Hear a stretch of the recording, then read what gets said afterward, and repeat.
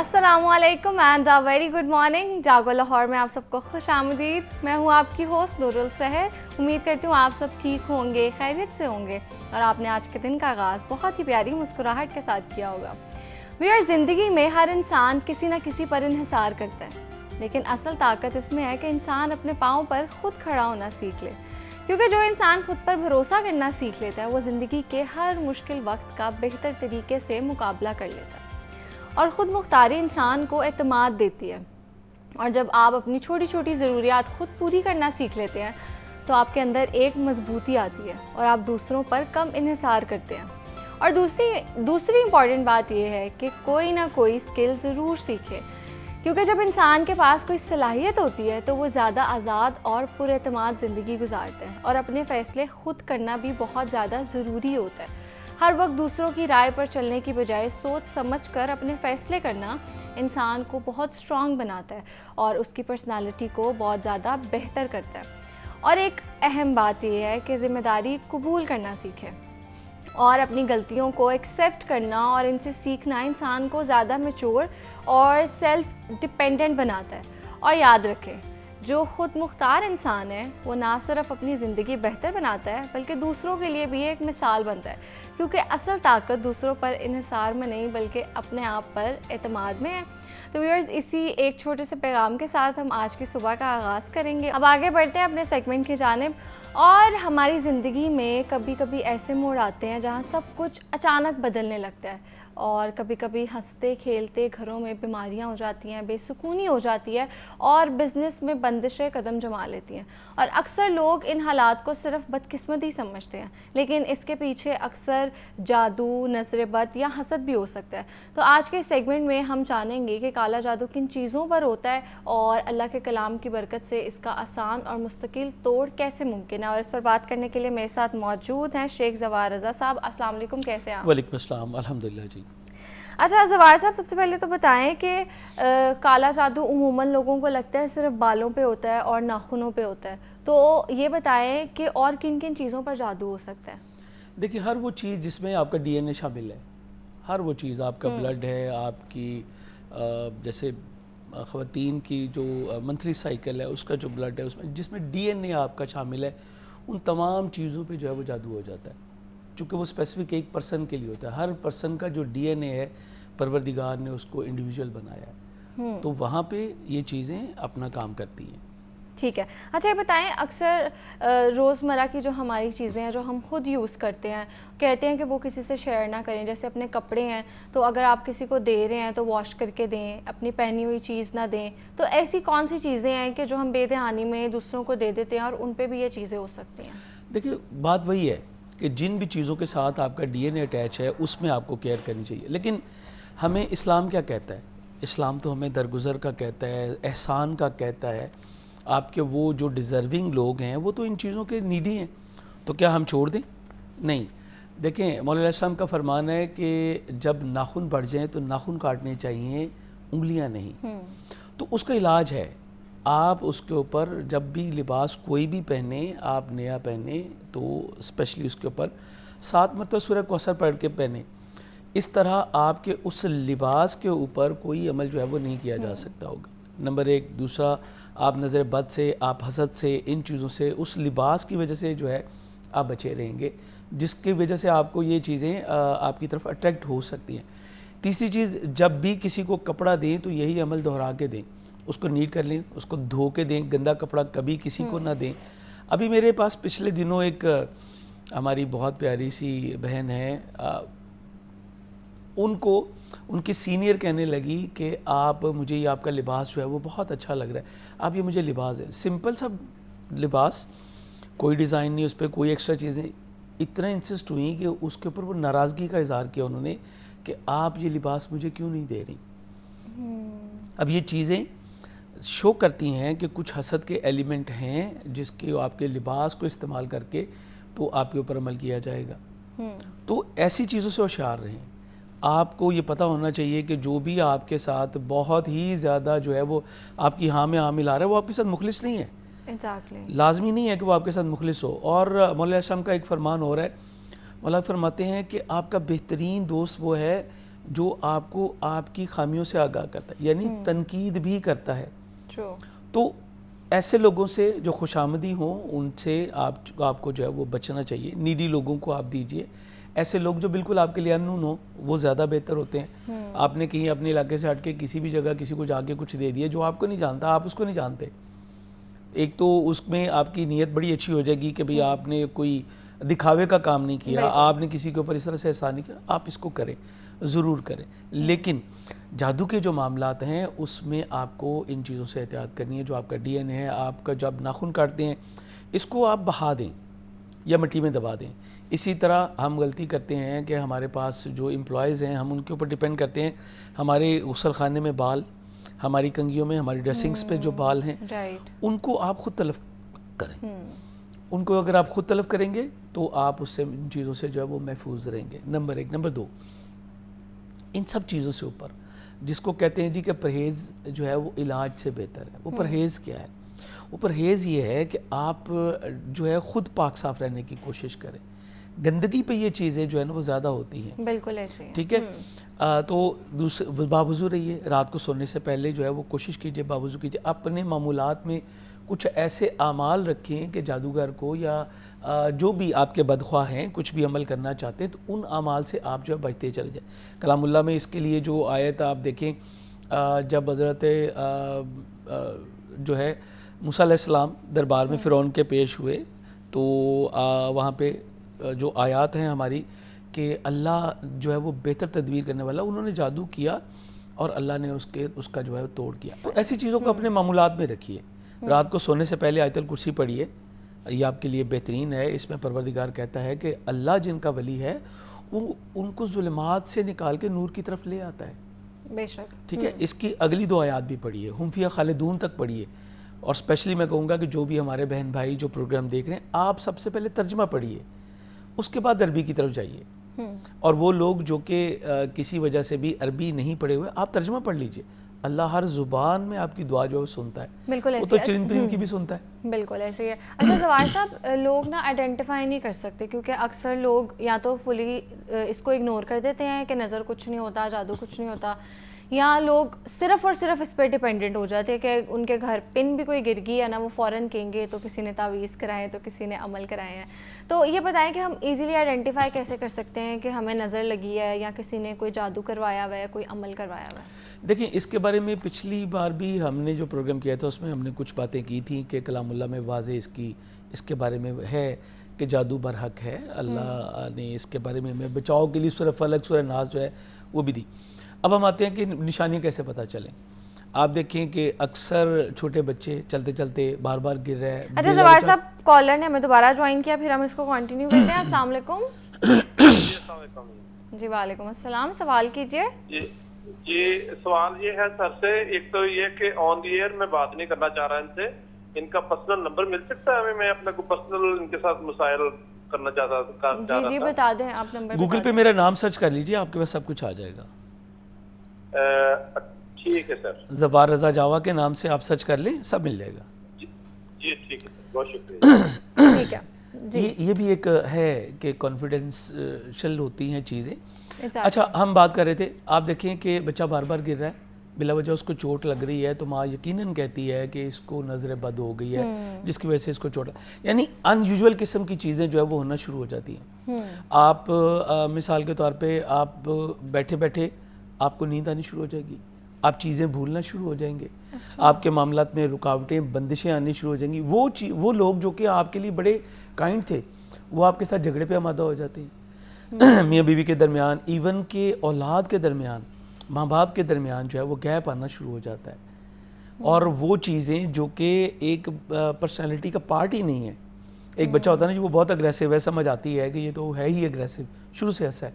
ایک بچہ بہت کائنڈ ہے، بہت پولائٹ ہے، وہ آپ کے ساتھ لڑنے پہ لیے آ رہا ہے تو اس کا مطلب ہے کہ دیر از سم تھنگ ان نیچرل، کچھ ایسا ہے جو کہ ان نیچرل ہے. آپ اس کو دیکھ سکتے، چلتے کاروبار بند ہوتے ہیں اس کی وجہ سے بھی ہوتے ہیں، سیارگان کی پوزیشن بھی ہوتی ہے. تو اس کے لیے سب سے بہتر یہ ہوتا ہے کہ آپ کسی اچھے پرسن کو جوائن کریں، وہ آپ کو صحیح معنوں میں آئیڈینٹیفائی کر کے بتائے کہ آپ کے ساتھ معاملہ ہے کیا.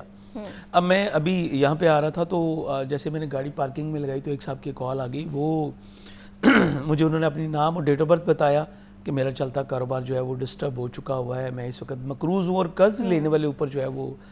تو میں نے ان سے جب پوچھا تو مجھے پتہ چلا کہ وہ سیارگان کی پوزیشن ہے, جبکہ وہ اس پوائنٹ پہ پہنچے ہوئے تھے. ان کو لوگوں نے کہا جی آپ کی بندش کر دی گئی, آپ کے اوپر جادو ہے, آپ کے بنتے ہوئے کام بھی جو ہے وہ بگڑے, جبکہ ایسا نہیں تھا. اور میں اپنی بہت ساری ویڈیوز میں, بہت سارے سوشل میڈیا پلیٹ فارمز میں کہہ چکا ہوں کہ 90% سیارگان ہے. لیکن جادو کے معاملے میں اگر ہم بات کریں تو وہ اس کی علامتیں موجود ہیں. آپ کے کپڑے پھٹے ہوئے نکلنا, آپ کے گھر میں خون کے چھینٹے آنا, آپ کے چلتے ہوئے آپ کے چہرے پہ پانی کے چھینٹے پڑنا, یا بلا وجہ بیمار ہونا, اور آپ ڈاکٹر کے پاس گئے ہیں, ڈاکٹر ڈائیگنوز نہیں کر پا رہا آپ کے ساتھ پرابلم ہے کیا.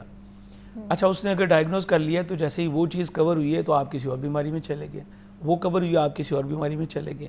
تو یہ چیزیں جادو کی علامتیں ہیں. ٹھیک ہے. اچھا یہ بتائیں, ہم اس کے طور پہ بات کر لیتے ہیں, اور ساتھ ساتھ یہ بتائیں کہ اکثر لوگوں کو نا ذہنی بیماری ہوتی ہے, تو اور وہ یہ کہہ دیتے ہیں کہ اس کے اوپر کوئی جن آ گیا, اس کے اوپر کوئی سایہ آ گیا. تو اس کے بیچ میں بھی ہم ڈفرینس کیسے کر سکتے ہیں کہ کوئی مینٹل پرابلم ہے یا سچ میں کوئی ایسی چیز ہے, نیگیٹو اینٹی حاوی ہوگی ہے, اس کا بھی بتائیں. دیکھیں اس کے لیے سب سے بہترین ٹول جو ہے نا وہ اسٹرالوجی ہے. ہمیں اسٹرالوجی کے تھرو جو ہے وہ پتہ چل جاتا ہے. ابھی اس سے پہلے میرے پاس ایک کیس آیا, بچے کا معاملہ تھا. بچہ تقریباً جو ہے وہ اب تقریباً کوئی 7-8 سال کا جو ہے وہ ہو چکا ہوا ہے. پہلے وہ ٹھیک تھا, اس کے بعد 3 سال کا جیسے ہوا ہے اس کے ساتھ پرابلم ہے. اس کے ذائچے میں کچھ سیارگان کی میوچل ریسیپشن تھی, نیگیٹو ریسیپشن تھی. اچھا وہاں پہ پتہ چل جاتا ہے ہمیں کہ یہ اس کے ذہن میں کے ساتھ کوئی معاملہ ڈسٹرب ہے, کوئی سائیکالوجیکل پرابلم ہے یا جادو ہے.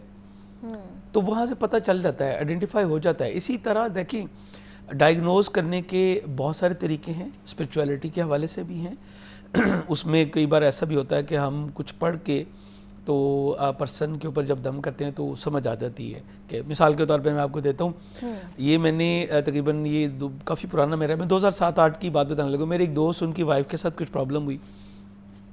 میں گیا, میں نے ان سے کہا بہن آپ اپنا بازو کیجئے, یہاں پہ ایک نشان لگا لیجئے اپنی ہی بالشت کا, کتنی ہے یہاں پہ نشان لگا لیں. اس کے بعد جب اس بازو کے اوپر پڑھا تو بازو کا وہ نشان جو ہے وہ بڑا ہو گیا, ہاتھ چھوٹا تھا, بازو یعنی ان کا لینتھی ہو گیا.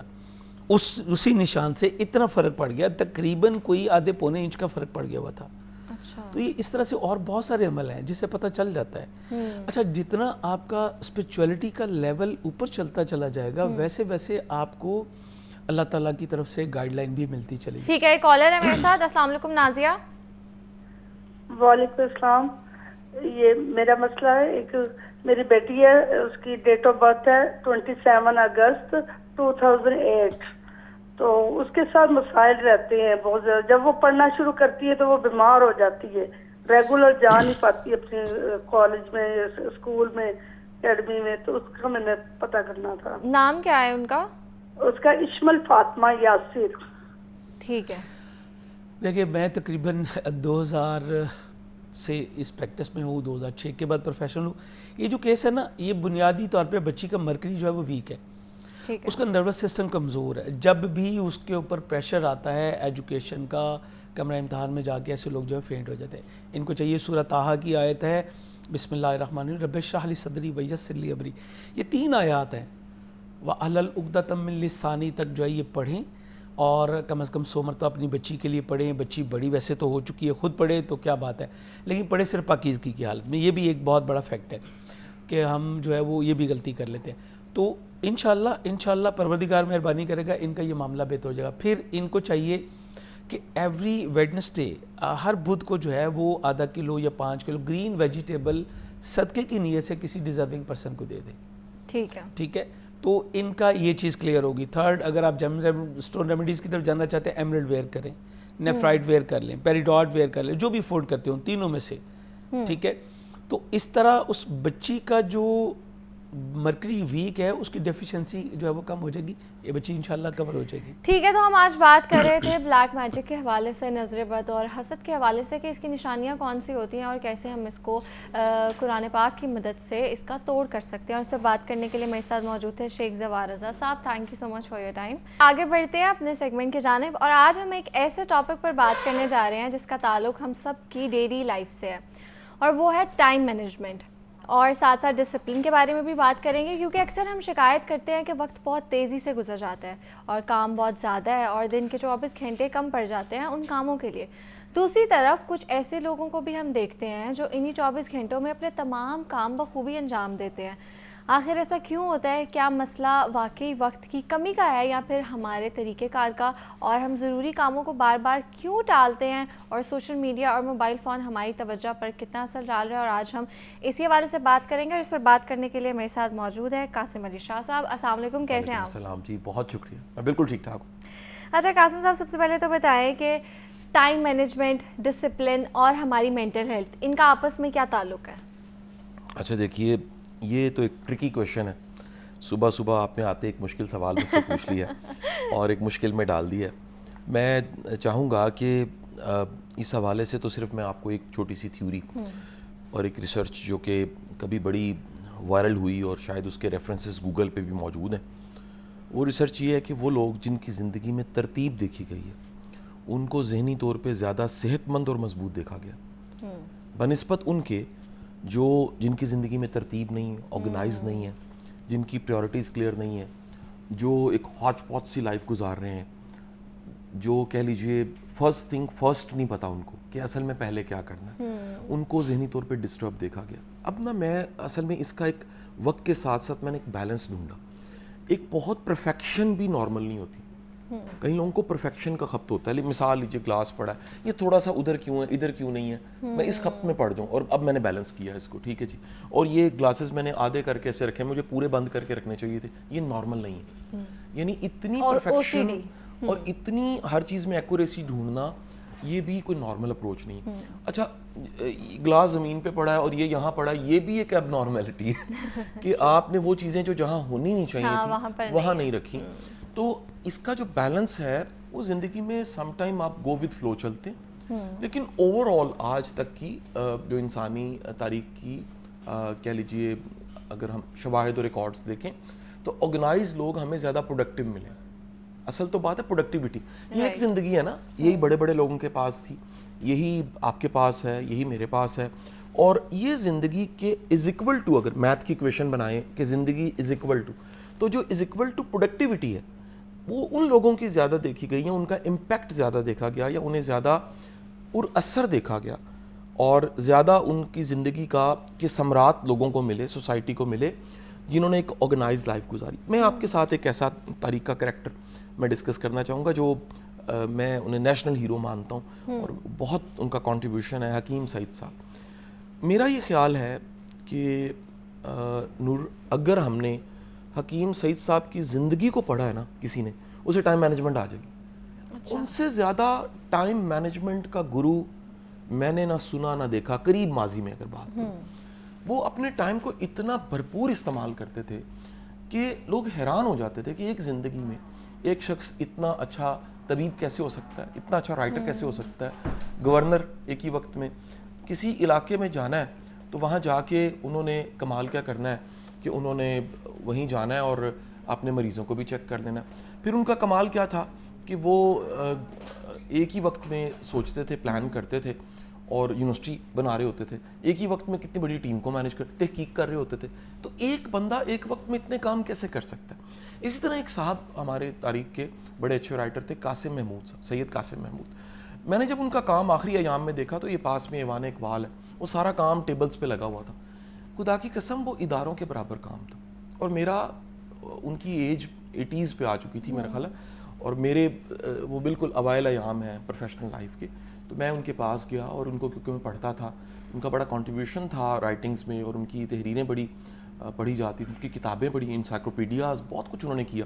تو میں نے ہاتھ چوما ان کا, اور ہاتھ چوم کے ان سے میں نے درخواست کی کہ سر یہ پروڈکٹیوٹی کیسے ممکن ہے؟ تو انہوں نے ایک جواب دیا جو مجھے کہہ لیجیے نقش ہو گیا. انہوں نے کہا میں نے صرف وقت کی قدر کی ہے, اور پھر وقت نے میری قدر کی. کیا بات. آپ اگر وقت کی قدر کرتے ہو, آپ وقت کو اہم سمجھتے ہو, آپ وقت کو ویلیو دیتے ہو, کیوں دیں جی, سوال ہے وقت کو. وقت آپ کی زندگی کی واحد چیز ہے جو واپس نہیں آتا. ہر چیز واپس آ جاتی ہے. یہ میں نے آزما کے دیکھا ہے کہ اگر کروڑ روپے چلا گیا نا, آپ کا جگرا ہے, آپ کہیں کروڑ بنا لیتے ہیں. بالکل ایسے ہے. آپ کی گاڑی چلی گئی, نہیں خرید لو گے. آپ کے کپڑے خراب ہیں, آج خراب ہیں, کل کو اچھے ہوں گے. آج آپ شاپنگ نہیں کر سکتے, وسائل آئیں گے, کر لو گے. بالکل. آج ویزا ٹکٹ نہیں ہے, وسائل آئیں گے, دنیا دیکھو گے. پڑھنا چاہو, پیسے لے کے جاؤ, دنیا کی ساری یونیورسٹیز ایڈمیشن دینے کو تیار ہیں.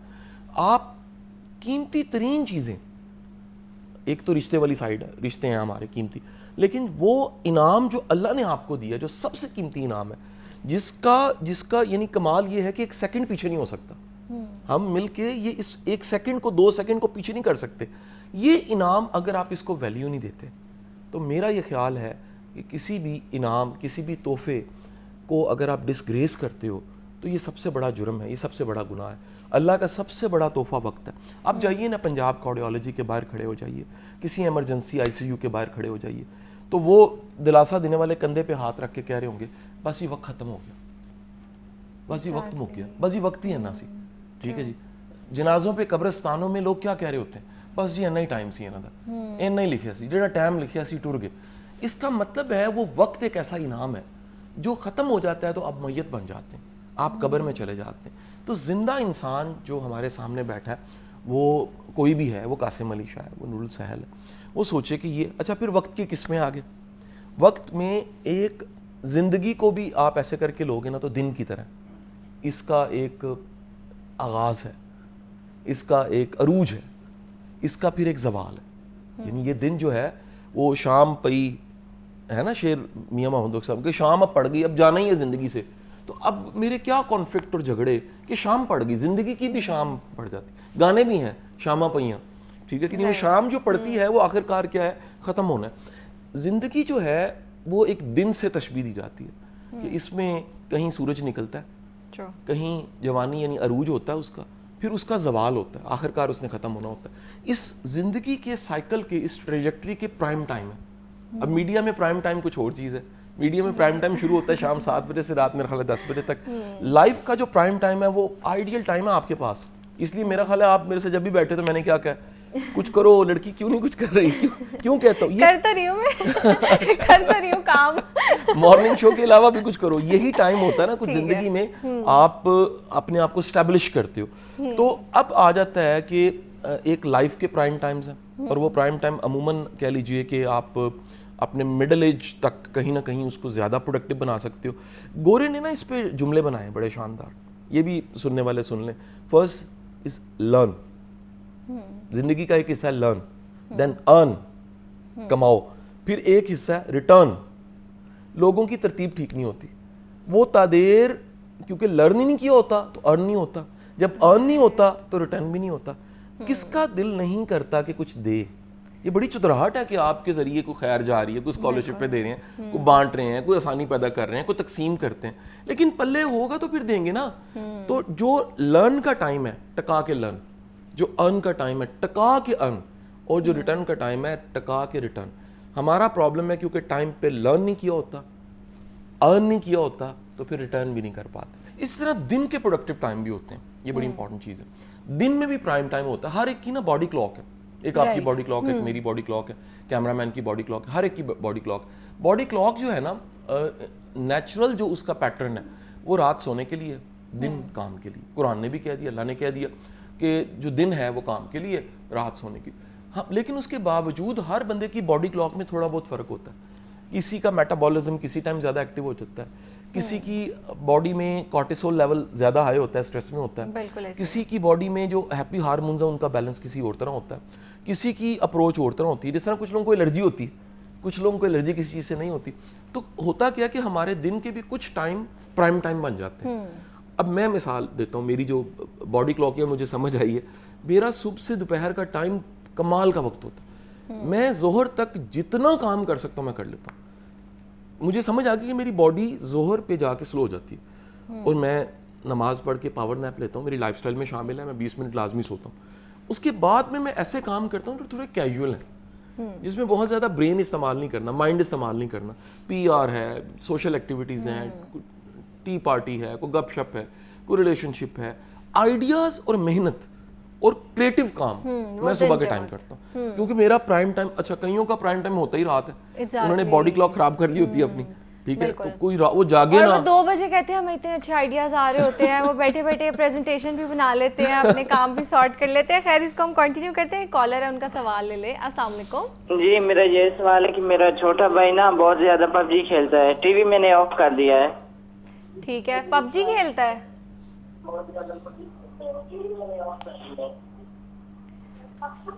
بس یہی سوال ہے آپ کا؟ آپ ساتھ مل کے کھیلا کرو فرید, یہ کون سا مسئلہ ہے؟ اچھا میں چلیں PUBG تو ویسے بڑا کرٹیسائز ہوتی ہے, اور PUBG کو میں تو نہیں ریکمینڈ کروں گا کھیلنا چاہیے, لیکن دیکھیں گیمز, سوشل میڈیا, یہ سب ایڈکشنز ہیں, اور یہ ٹائم کے ڈسٹریکٹرز ہیں, آپ کی انرجی سکرز ہیں, ٹائم ویسٹرز ہیں.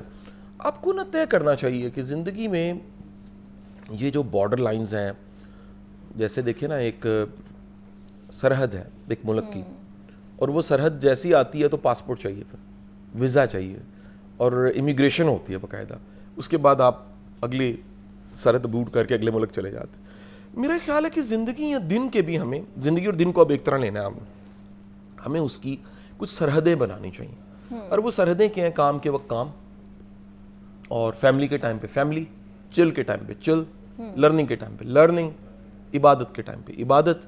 ہم نے نا گڈمڈ کر دیا ہوا. ایکچولی یہ ساری جو گڈمڈ ہونا ہے, میں بار بار کہہ رہا ہوں, یہ برین کی عادتیں ہیں, مائنڈ کی عادتیں. تو مائنڈ کو ہم نے عادت ڈال دی ملٹی ٹاسکنگ کی, which is the colour of creativity and productivity. ہم ایک ٹائم پہ 2-2 3-3 کام کر رہے ہوتے ہیں, ہم بات بھی سن رہے ہوتے ہیں, سیل فون بھی استعمال کر رہے ہوتے ہیں, ہم کھانا کھا رہے ہوتے ہیں, ساتھ میں ویڈیوز دیکھ رہے, ریلز دیکھ رہے ہوتے ہیں. تو اگر آپ مائنڈ فل ہو کے یہ طے کرو کہ میرے میں زندگی میں کرنا کیا, اور اس کو سادہ زبان میں ہم یہ بھی ٹائم مینجمنٹ پڑھاتے ہیں. تو نور میرے پاس کیونکہ بہت سے پروفیشنلز آتے ہیں, بالخصوص بزنس ورلڈ کے بڑے بڑے ٹائکونز آتے ہیں اسی طرح کے پرابلمز لے کے جو ہم اس وقت ڈسکس کر رہے ہیں کہ ہم اپنے ٹائم کو مینیج کیسے کریں. اچھا یہ ہم ڈسکس کریں, ایک سوال لے لیں پھر ہم اس کو کرتے ہیں. السلام علیکم. جی وعلیکم السلام. جی شاہد صاحب سوال کیجیے.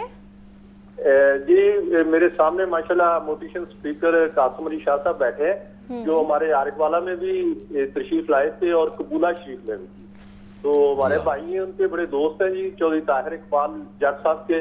تو میں ایک ان سے کوشچن نہیں ریکویسٹ کرنا چاہتا ہوں سر. ریکویسٹ یہ ہے کہ یہ جو ہماری ینگ جنریشن ہے اور چلڈرن ہے, ان کے لیے کوئی پیغام چھوڑیے گا.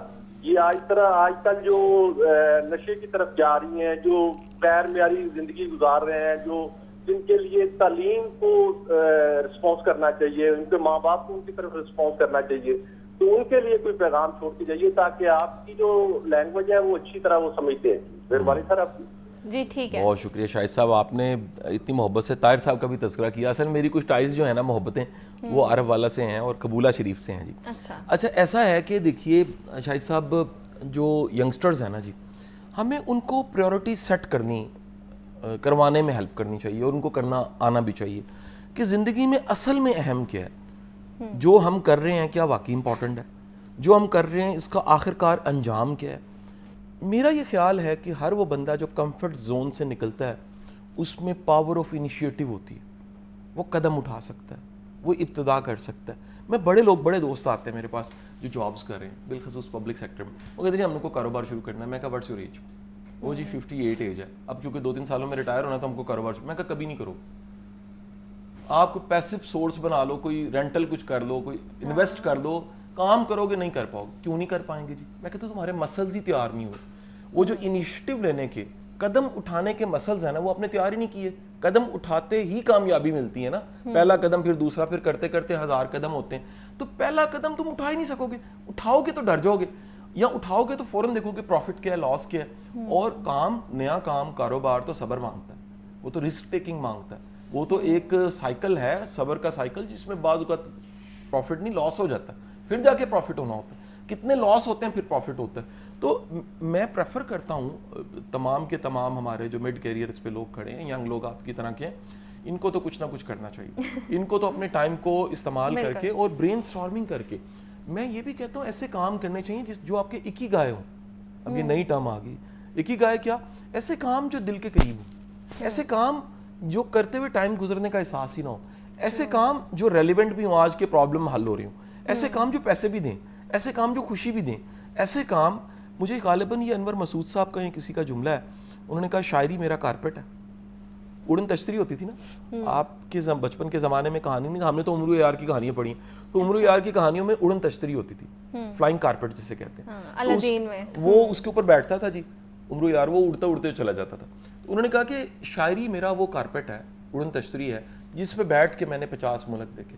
میں اکثر کہتا ہوں یہ پڑھانا, یہ لیکچر دینا, سر میرا یہ کارپیٹ ہے, اور دنیا کے 3 درجن ملک میں نے دیکھے. میں ہر دوسرے چوتھے ہفتے فلائی کر رہا ہوتا ہوں, کسی دوسرے ملک میں جا کے لیکچر دے رہا ہوتا ہوں. یہ کام نے مجھے پوری دنیا دکھائی, اس کام نے پہچان دی ہے, عزت دی ہے. آپ اپنے کام کو اپ گریڈ کرو. آج جو کام ہم کر رہے ہیں اس کی ٹریجیکٹری سوچو, وٹ نیکسٹ. اگر وٹ نیکسٹ اس کام کے اندر پوٹینشیل نہیں ہے, and you are waiting for the right, حالات آ جائیں گے, موقع آ جائے, کبھی نہیں آئے گا, بالکل ایسے بنانا پڑتا. بالکل ایسے ہی ہے. اور آج ہم بات کر رہے تھے ٹائم مینجمنٹ اور ڈسپلن کے حوالے سے, بہت امپورٹنٹ ٹپس بھی دی ہیں ہمیں قاسم صاحب نے, اور ساتھ ساتھ ہم نے بہت ہی واقعات بھی سنے ہیں مزیدار, جس سے آپ کو بہت کچھ سیکھنے کو بھی ملے گا. اور قاسم صاحب بہت شکریہ آپ کے وقت کا. اب آگے بڑھتے ہیں اپنے اگلے سیگمنٹ کی جانب. اور FPR مالی سال 2025-26 کے پہلے 11 مہینوں میں 868 ارب روپے کے ایک بڑے ٹیکس شارٹ فال کا شکار ہوا ہے. اور اس بڑی ناکامی کے بعد IMF نے پاکستان پر دباؤ بڑھا دیا ہے, اور آئندہ مالی سال کے لیے 15.2 ٹریلین روپے کا بھاری ٹیکس ہدف مقرر کیا ہے. ان سخت شرائط کو پورا کرنے کے لیے پیٹرول, بجلی اور گیس کو براہ راست ٹیکس اکٹھا کرنے کا ذریعہ بنا دیا گیا ہے, جس کی وجہ سے مہنگائی 22 سال کی بلند ترین سطح کو چھو گئی ہے. اور حکومت کا موقف ہے کہ ملک چلانے اور IMF کی شرائط پوری کرنے کے لیے ٹیکس بڑھانا اور GST کو 19% تک لے جانا مجبوری ہے.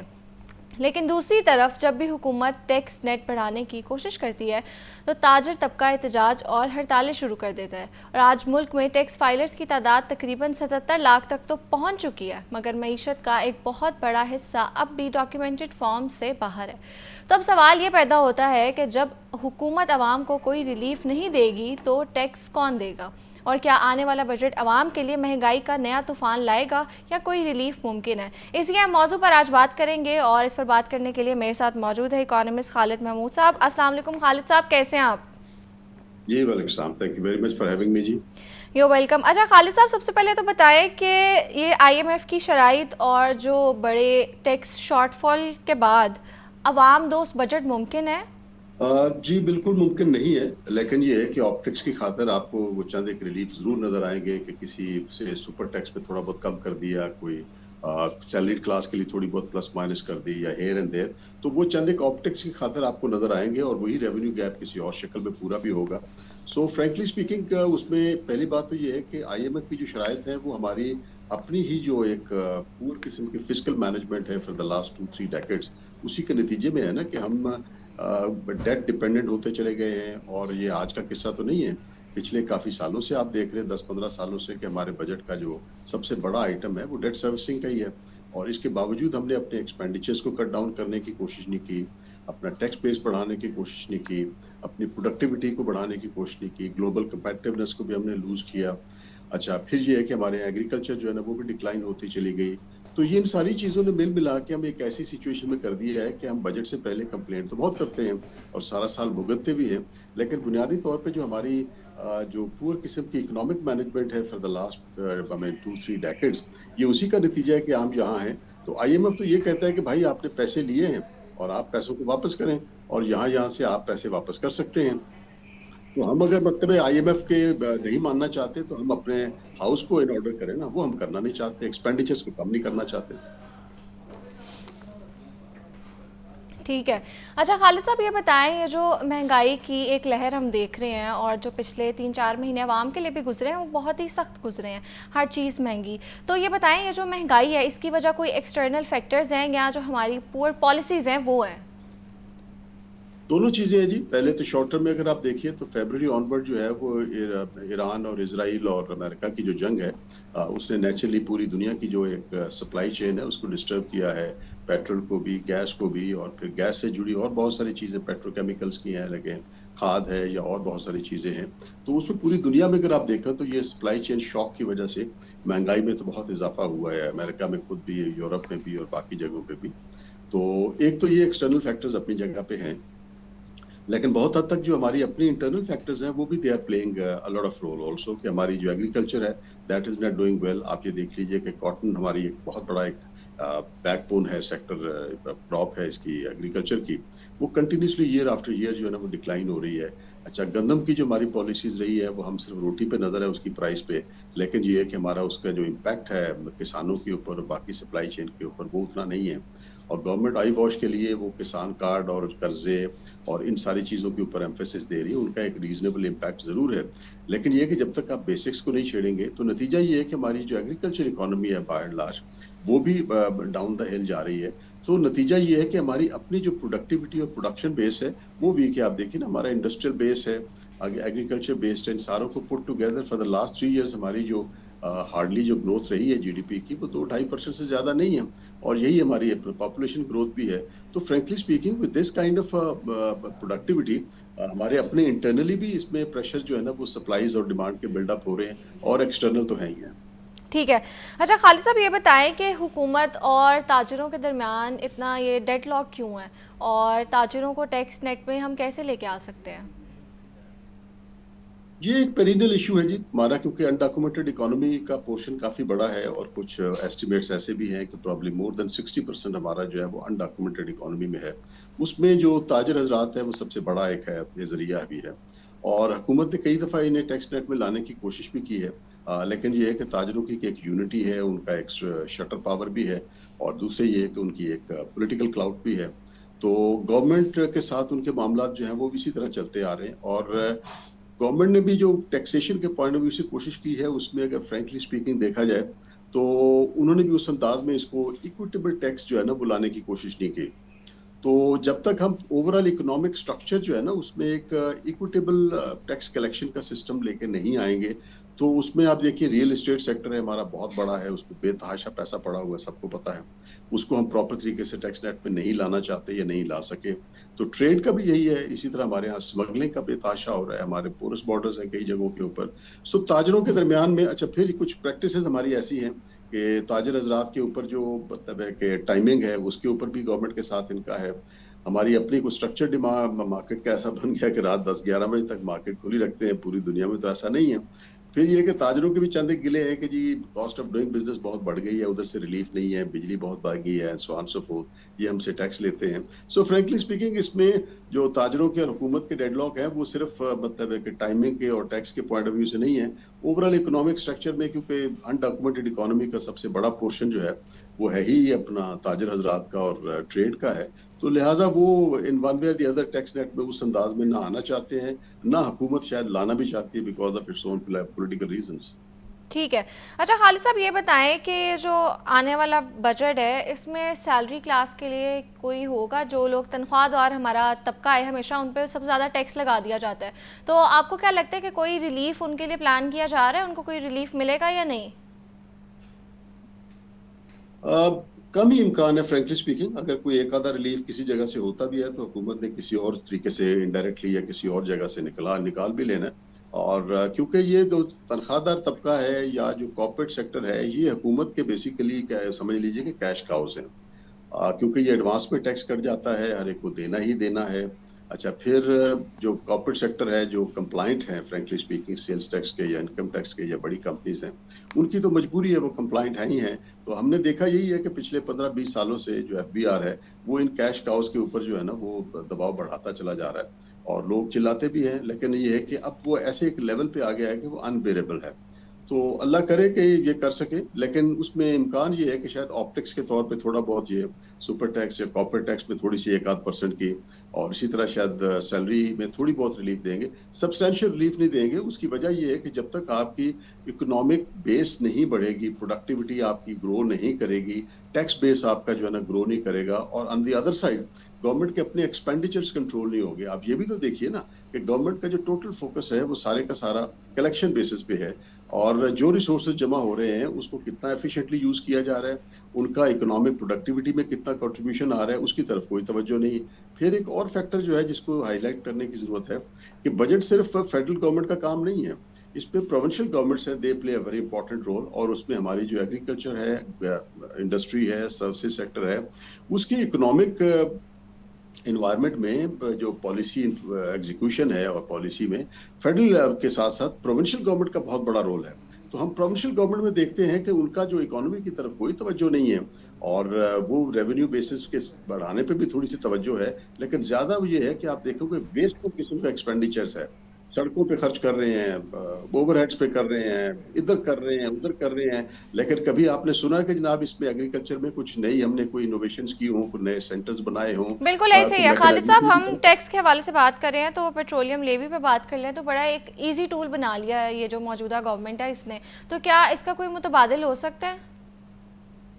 फिलहाल तो मुतबादिल नहीं है। उसकी वजह यह कि जो बातें अभी हमने की हैं, क्योंकि अनडॉक्यूमेंटेड इकोनॉमी है, उसमें डायरेक्ट टैक्सेशन तो आप कर नहीं रहे। अब इकोनॉमी में राउंड द वर्ल्ड होता ये है कि सबसे ज्यादा आप बेसिकली कंजम्पशन ड्रिवन या डायरेक्ट टैक्सेस जो है ना वो आप लगाते हैं।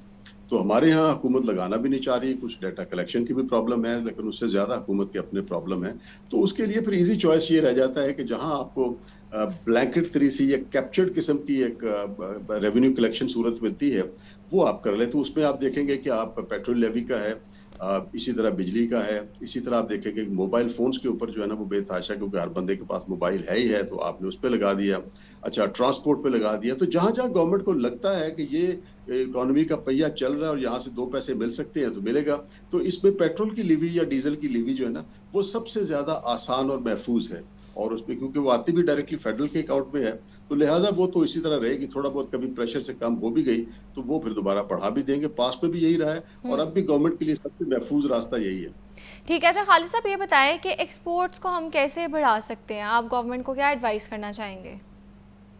देखिए, एक्सपोर्ट्स के लिए सबसे दो चीजें बड़ी जरूरी हैं। पहली बात तो ये कि हमारी एक्सपोर्ट बास्केट जो है ना वो इंतहाई प्राइमरी गुड्स के ऊपर या सेमी प्रोसेस्ड गुड्स के ऊपर है। हम वैल्यू एडेड में नहीं है, हाई टेक में नहीं है। हमारे यहाँ जो एक्सपोर्ट बास्केट है वो है भी 3-4 प्रोडक्ट्स, टेक्सटाइल्स, लेदर, चावल और इस तरह के ऊपर है। तो हमारी टेक्सटाइल की जो एक्सपोर्ट की जो बास्केट्स है वो प्रोडक्ट वाइज बड़ी बहुत मुख्तसर है, डाइवर्सिटी नहीं है, वैल्यू एडेड नहीं है।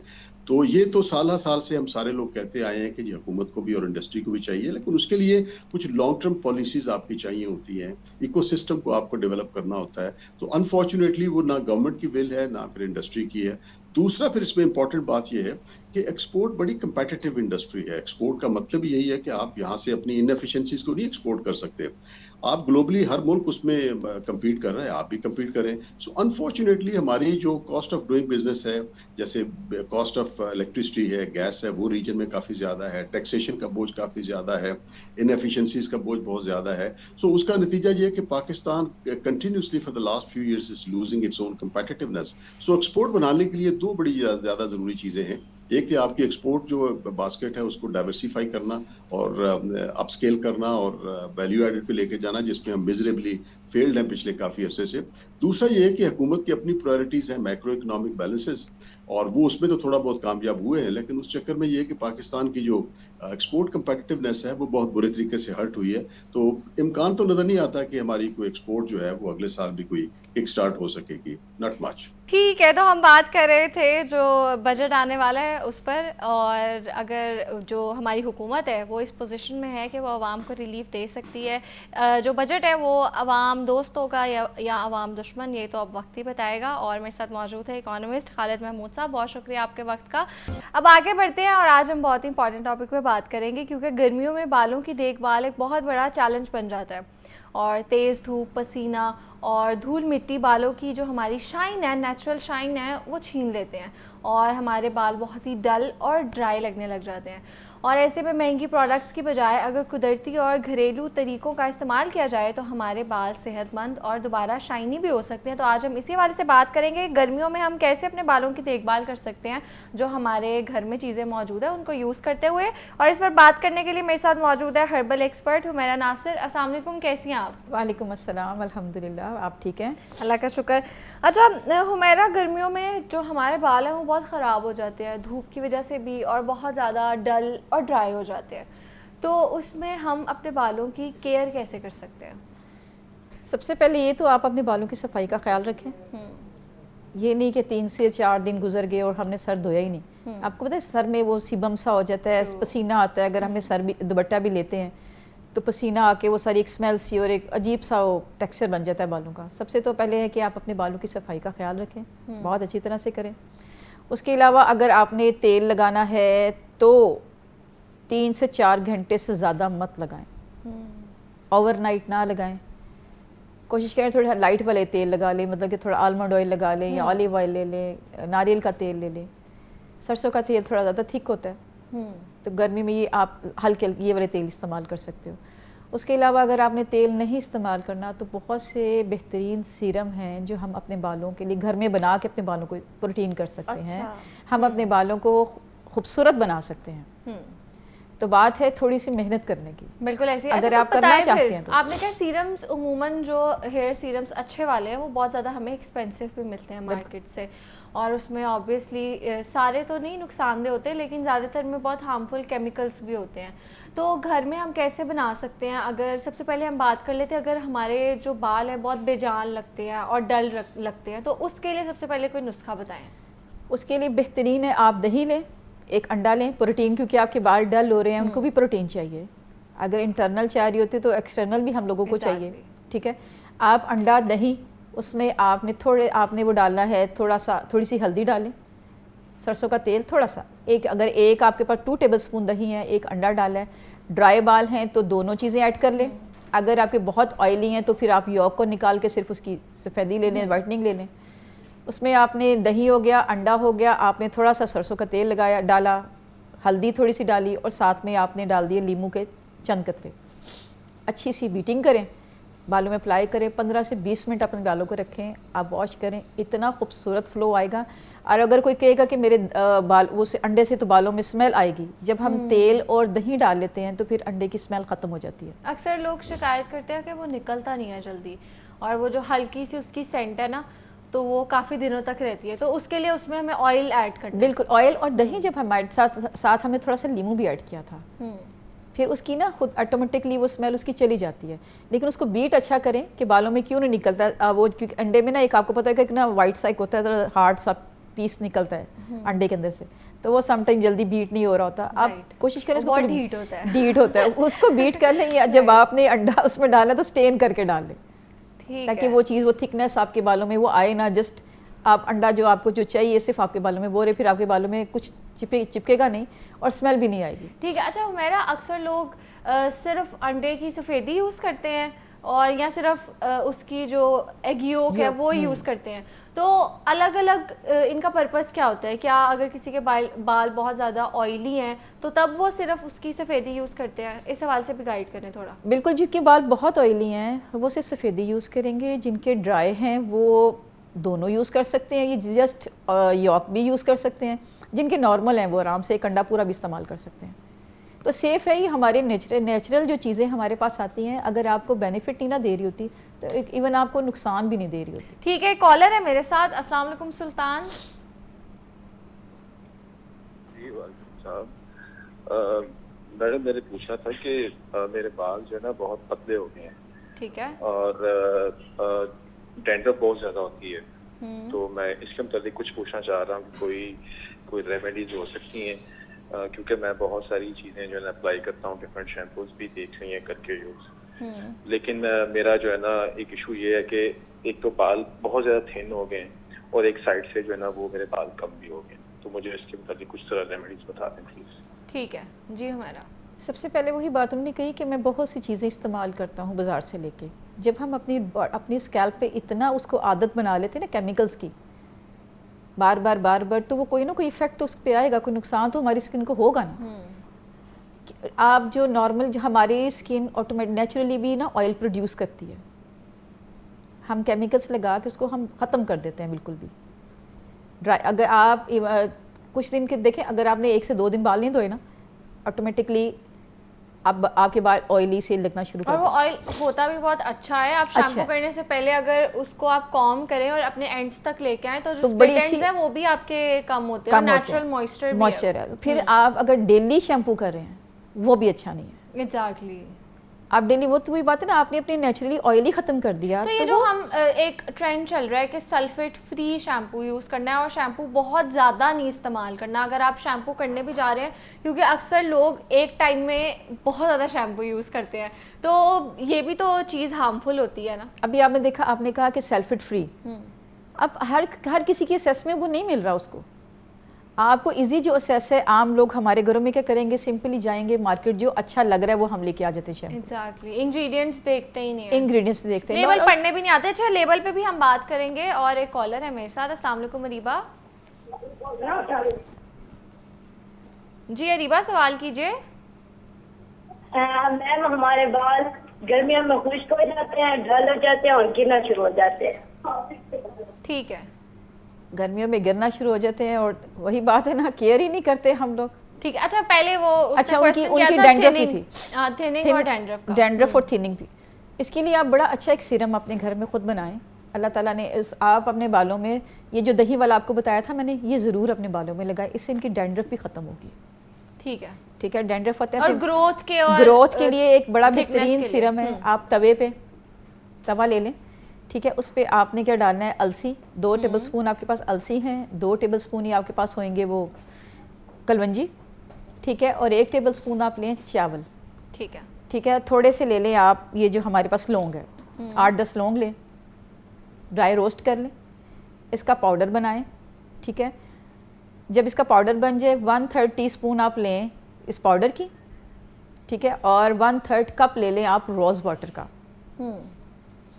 ڈبل بوائلر میں, یعنی کہ نیچے اگر آپ بوائلر نہیں ہے تو نیچے ایک پتیلی رکھ لیں پانی اس میں, ایک اندر اس کے اندر ایک اور باؤل رکھیں, پاؤڈر ڈال لیں گلاب کا رنگ ڈال کے اس کو, تاکہ اس کے انفیوزز اچھی طرح نکل آئیں. ڈائریکٹلی اس کو چولہے پہ ہم نے نہیں پکانا. ٹھیک ہے, یا اگر نہیں تو اس کو پانی ڈال کے آپ دھوپ میں رکھ دیں, 2 دن 3 دن رکھیں. بہترین سیرم آپ کے بالوں کی گروتھ کے لیے. آپ نے اس کو ہفتے میں 2 سے 3 دفعہ لگائیں, ڈیلی یہ بھی نہیں اپلائی کرنا, کیونکہ ہم کچھ بھی لگاتے ہیں اس کو ڈیلی اپلائی نہیں کر رہے ہوتے, تاکہ ہماری جو ایکٹیویشن ہے نا جو نیچرلی ہے وہ ورک کرنا سٹارٹ کرے. ٹھیک ہے, اریبہ کے کوشچن کا ہم رپلائی کرتے ہیں. ایک اور کالر کا کوشچن لے لیں. جی السلام علیکم. کال ڈراپ ہو گیا. اچھا, اریبہ نے کہا تھا بال بہت زیادہ گرتے ہیں اور ڈل, آئی گیس انہوں نے کہا تھا ڈل ہو گئے ہیں اور خشکی ہو گئی ہے زیادہ. آپ کو جو یہ سیرم بتایا ہے آپ یہ بھی یوز کر سکتے ہیں. اس کے علاوہ بالوں کے لیے بہت اچھا ہے, اگر آپ کے پاس میتھی دانہ ہے یا میتھرے ہیں, آپ ان کو بھگوئیں, 1 گلاس میں لے لیں, 1 گلاس میں آپ 3 سے 4 ٹیبل سپون لیں, بھگو دیا, اس کو اچھی طرح پکائیں, اس کو تھوڑا شیک کر لیں, شیک کر کے اس کو سکویز کریں, باقی جو بیٹر بنا ہے اس کو اور اس کی مزید اس کی پیسٹ بنا لیں. ٹھیک ہے, آپ کے پاس یہ ایک اتنا پیارا ایک سیرم بن گیا ہے صرف اس کا فینیگرک سیڈ کا, یہ میتھروں کا, یہ میتھی دانے کا. ٹھیک ہے, اتنا بہترین سیرم ہے, یہ حقیقت میں آپ کے بال نیچے سے نکال دیتا ہے. اگر آپ کے پاس یہ بھی نہیں ہے, آج کل لال پیاز ہے مارکیٹ میں, اس کے آپ چھلکے لے لیں صرف اوپر والے, انہیں بوائل کریں, تھوڑا سا آپ ڈال لیں لونگ ڈالیں. ٹھیک ہے, آپ کے پاس ادرک ہے, لہسن ہے, وہ ڈالیں, اس کا ایک بڑا اچھا سیرم تیار کر سکتے ہو. یہ بھی نہیں کر سکتے, سمپلی آپ گریٹ کر لیں ادرک کو یا اس کو پیس کے کسی بھی تیل میں ایڈ کریں, ڈائریکٹلی اس کو کافی ایچنگ کرے گا. آپ اپنے بالوں میں لگائیں, جن کے بال نہیں بھی ہے نا وہ بھی نکلنا شروع ہو جاتے ہیں. ہمارے لہسن اور ادرک میں اتنی کیپیسٹی ہے. اس کے علاوہ اگر آپ نے کوئی بھی پروڈکٹ اپنی بالوں کے لیے ریلیٹڈ بنا رہے ہو نا, تو آپ اس کو لوہے کی کڑاہی میں یا لوہے کے توے پہ بنائیں. یہ اس طرح. اس کے علاوہ اگر آپ کو اور بہترین سیرم میں اگر آپ چاہتے ہو کہ نہیں میں کچھ اور بھی کروں, ایک آپ لوہے کی کڑاہی لے لیں, اس کے اندر 200 ml آپ پانی ڈالیں. ٹھیک ہے, اس میں آپ نے 2 ٹیبل سپون ڈالنا ہے چاول, 2 ٹیبل سپون آپ ڈالیں یہ میتھی دانہ, 2 ٹیبل سپون ڈالیں آپ اس کے ہمارے پاس کیا ہے چاول اور کلونجی. یہ جب پک جائیں ایک پیسٹ ہی بن جائے گی. ٹھیک ہے, اس کے اندر آپ نے دوبارہ سے 200 ml آپ پانی ڈال کے اس کو سٹین کریں, آپ کا سیرم تیار ہے. اس میں تھوڑا سا آپ اگر آپ ہے روزمیری ایسنس آپ کے پاس ہے وہ تھوڑا سا ڈال دیں, نہیں ہے لیوینڈر ڈال دیں, نہیں ہے آپ وٹامن ای کا کیپسول ڈالیں. ٹھیک ہے, اور پورے بالوں پہ اس کو پورے بالوں میں آپ سب جسٹ آپ کے پاس اسپرے نہیں ہے تو وہ پریس والا کچھ لے لیں, یا ہاتھ سے تو نہیں لگے گا تو گرتا جائے گا کیونکہ پانی ہوتا ہے. ڈراپر یوز کر سکتے ہیں, ڈراپر لے لیں, کچھ بھی اپنے روٹس میں لگائیں. ٹھیک ہے, یہ نہیں کہ آپ اپنے بالوں کے اینڈ تک تو لگا سکتے ہو, لیکن آپ کوشش کریں کہ اپنی جو سیرم ہے وہ کو روٹس کے لیے اسکیلپ پہ لگائیں تاکہ آپ کا اسکیلپ, اور ہلکا ہلکا سا مساج ضرور کریں سر میں. ہم کیا کر رہے ہوتے ہیں, ہم دو میں نارملی دیکھا خواتین تو بالوں میں کنگھی بھی نہیں کرتی, کومبنگ نہیں کریں گی, ہیئر برش نہیں کرتی, اس ڈر سے کہ بال ٹوٹ جائیں گے. بالکل, اور پھر زیادہ ٹوٹتے ہیں. جب تک ہماری وہ ہم تو نیچرل اس کو سرکولیشن میں لے کے ہی نہیں آ رہے اپنے بلڈ کو. بالکل ایسے ہے. اپنی ڈائٹ کا خیال رکھیں. ٹھیک ہے, تو ہم بالوں کی صحت کے حوالے سے بات کر رہے تھے, اسپیشلی گرمیوں میں ہم اپنی بالوں کی کیئر کیسے کریں, اور اکثر گرمیوں میں بال بہت ہی ڈل اور بےجان لگتے ہیں, ڈرائی لگتے ہیں, تو اس پہ بھی آج ہم نے بات کی ہے. اور اس پر بات کرنے کے لیے میرے ساتھ موجود تھی herbal expert Humaira Nasir. Thank you so much for your time. Thank you so much. Thank you. Alright, that's it for today. اپنا فیڈ بیک اور کوسچنس جاگو لاہور کے انسٹا اور فیس بک پیج پر ضرور دیجیے گا. ملتے ہیں کل انشاءاللہ. اپنا بہت زیادہ خیال رکھیے گا. اللہ حافظ.